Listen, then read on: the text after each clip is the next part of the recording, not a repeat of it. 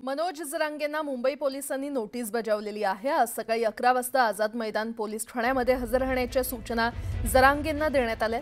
तर आझाद मैदानात मराठा आरक्षणासाठी विनापरवानगी उपोषण केल्यानं नोटीस बजावण्यात आलेली आहे। 2 सप्टेंबर रोजी जरांगे यांनी मुंबईमध्ये उपोषण केलं होतं।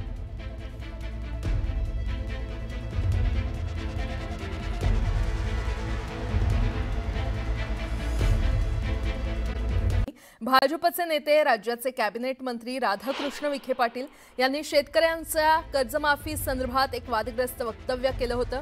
या वक्तव्यानंतर प्रहार संघटनेचे अध्यक्ष बच्चू कडू आक्रमक झालेत। जो राधाकृष्ण विखे पाटील यांची गाडी फोडेल त्याला 1 लाख रुपयाचं माझ्याकडून बक्षीस दिलं जाईल अशी थेट घोषणा बच्चू कडूंनी केली आहे। तर मला जर विखे पाटलांची गाडी दिसली तर मी त्यांची गाडी फोडणार असा इशारा देखील बच्चू कडूंनी दिलाय।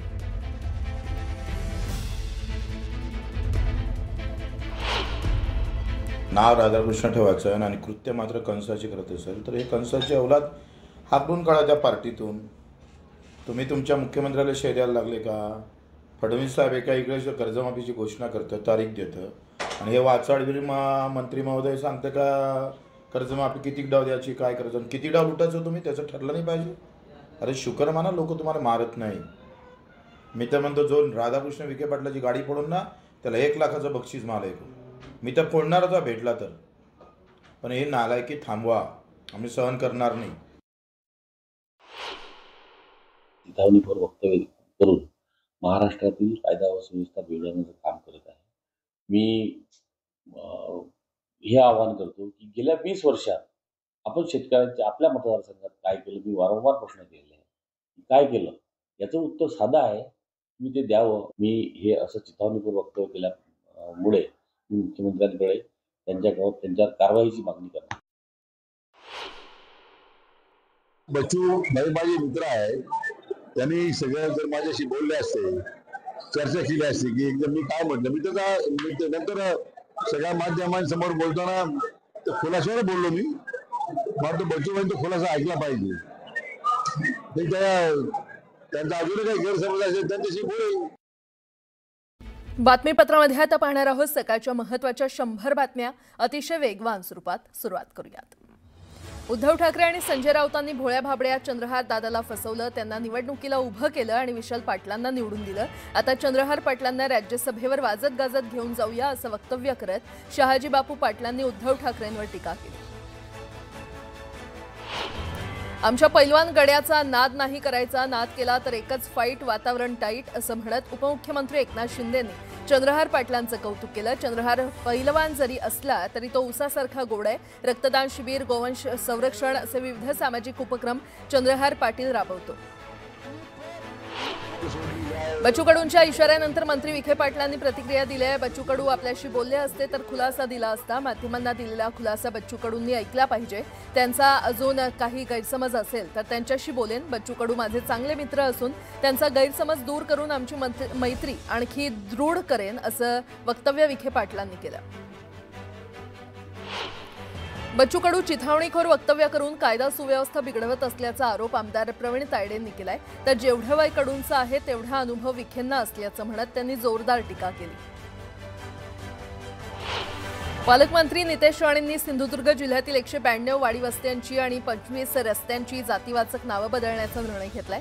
या निर्णयानंतर पालकमंत्री नितेश राणेंचा भव्य नागरी सत्कार करण्यात आला। पुणे प्रकरणात चौकशी सुरू आहे। चौकशीअंती सर्व सत्य बाहेर येईल असं उपमुख्यमंत्री अजित पवार म्हटलेत। मुंढवा जमीन प्रकरणात आमचा 1 रुपयाचाही व्यवहार नाही, पण चुकीच्या आरोपांमुळे बदनामी होते असं अजित पवार म्हटले। मुख्यमंत्र्यांनी अजित पवारांचा राजीनामा घेण्याची मागणी लक्ष्मण हाकेंनी केली आहे। राजीनामा न घेतल्यास आंदोलन करण्याचा इशारा हाकेंनी दिलाय। आता एक मोठी बातमी। महापालिका निवडणुकीपूर्वी अजित पवारांच्या राष्ट्रवादीनं शरद पवारांच्या पक्षाला मोठा झटका दिलेला आहे। शरद पवार यांच्या राष्ट्रवादीचे जिल्हाध्यक्ष सुनील माने यांनी अजित पवार यांच्या उपस्थितीमध्ये राष्ट्रवादीमध्ये प्रवेश केला। अजित पवार यांच्या उपस्थितीमध्ये हा प्रवेश रहिमतपूर इथे पार पडला। यावेळी बोलताना त्यांनी पुणे जमीन व्यवहार प्रकरणाबाबत आपल्याला काहीही माहिती नसल्याचं पुन्हा एकदा स्पष्ट केलंय।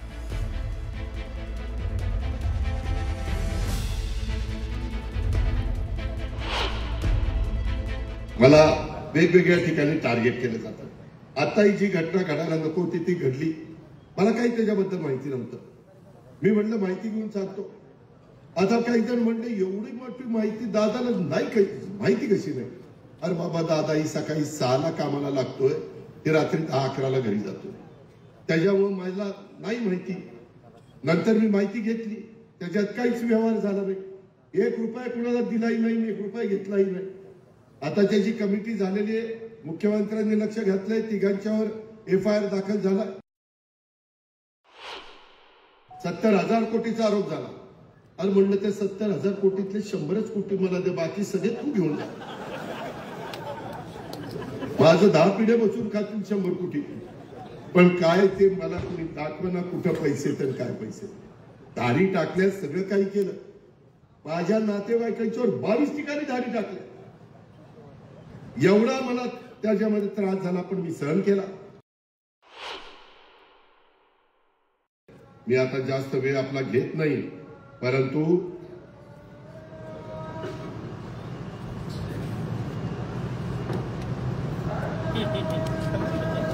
हे टीव्ही वाल्याचं फार अवघड झालं.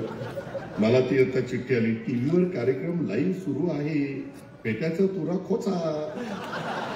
आता मला काही डोळे असे आहेत, माझ्या पेटाचं कोणकोटी झालेलं काय खऱ्याची दुनियाच राहिली नाही. बरं मी बोललो की बघा अजित पवार कसं बोलतो, काय खरं ते बोलतो, काय चुकीचं बोलतो, मला तर काही कळत नाही.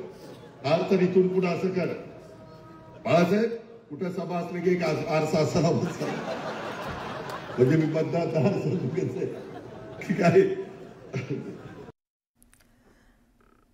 पुन्हा एकदा बातम्या वेगवान स्वरूपात.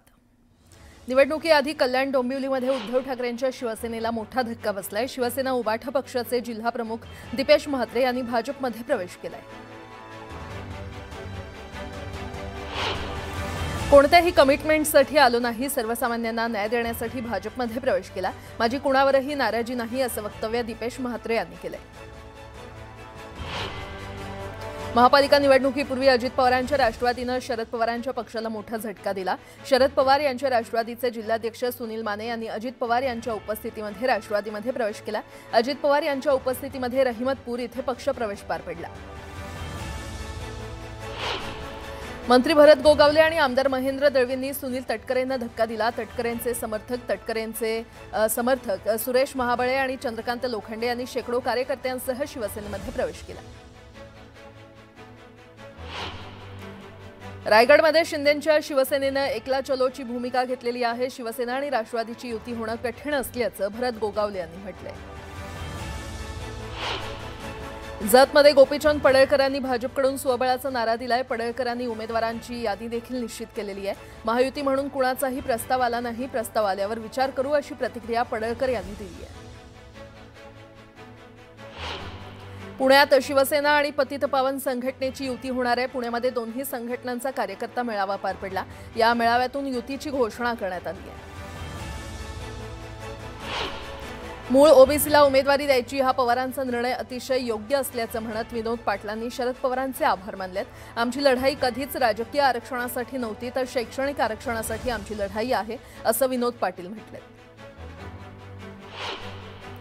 गोंदिया जिल्ह्यातील 2 नगरपरिषदा आणि 2 नगरपंचायतींसाठी निवडणूक होणार आहे, तर भंडाऱ्यामध्ये 4 नगरपरिषदांसाठी निवडणूक पार पडणार आहे. तर या दोन्ही जिल्ह्यांमध्ये भाजप स्वबळावर लढणार असल्याचं आमदार परिणय फुके यांनी स्पष्ट केलं.